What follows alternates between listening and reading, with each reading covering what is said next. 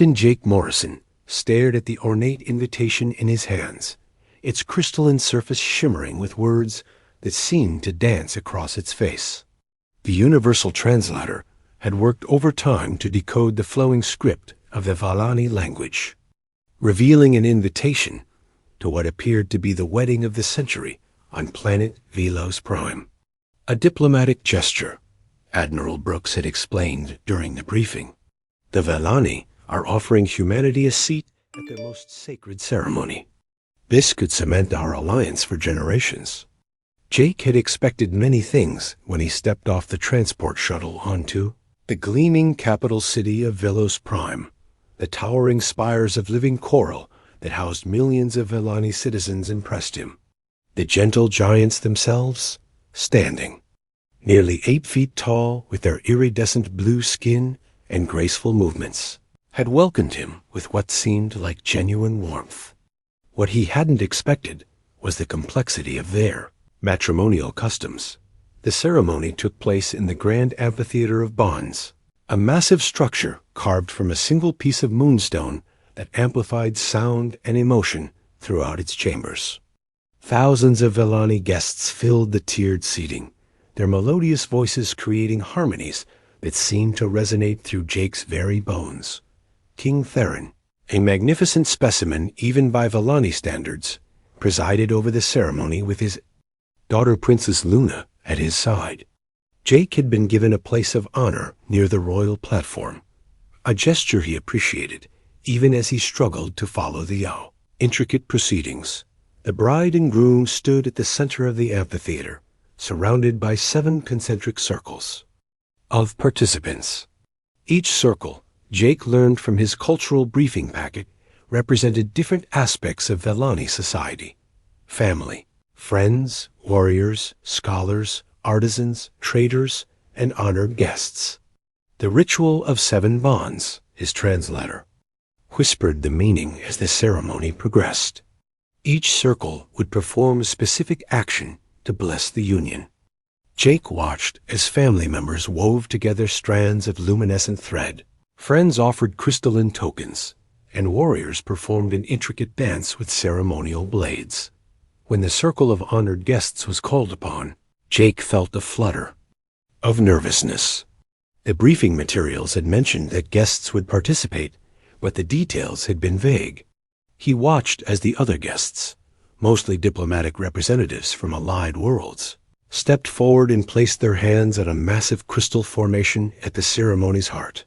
The translator's voice guided him. Place your hand upon the bonding stone and speak your blessing for the union. Jake approached the crystal, its surface warm beneath his palm.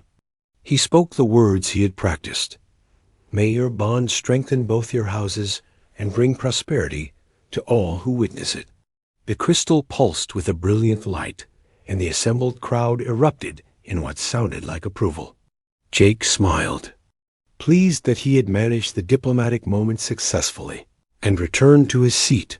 The ceremony continued for several more hours, filled with singing, dancing, and the exchange of gifts between the families.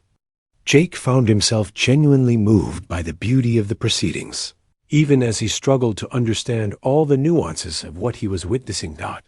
It wasn't until the final moments of the ceremony that Jake realized something had gone terribly wrong. King Theron approached him directly, speaking in his native tongue, while the translator worked frantically to keep up. The bonds have been sealed, came the translation. The union is complete. Jake nodded politely, assuming this was simply a formal conclusion to the festivities.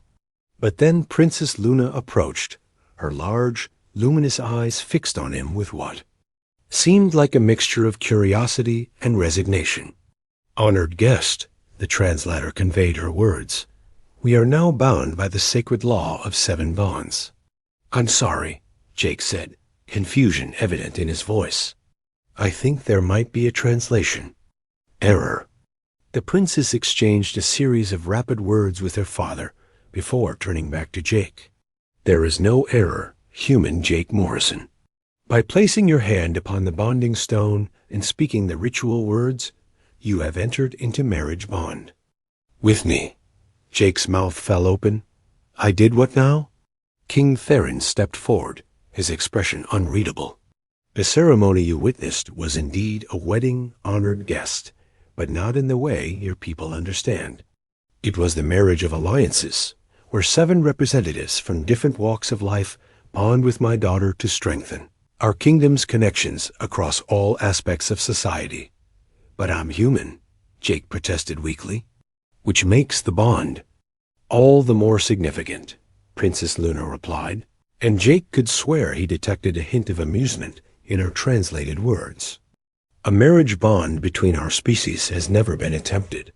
The cosmic implications are fascinating. Jake sat down heavily, his mind reeling. Admiral Brooks is going to kill me. Over the following days, as diplomatic communications flew between Earth and Velos Prime, Jake found himself in an unprecedented situation.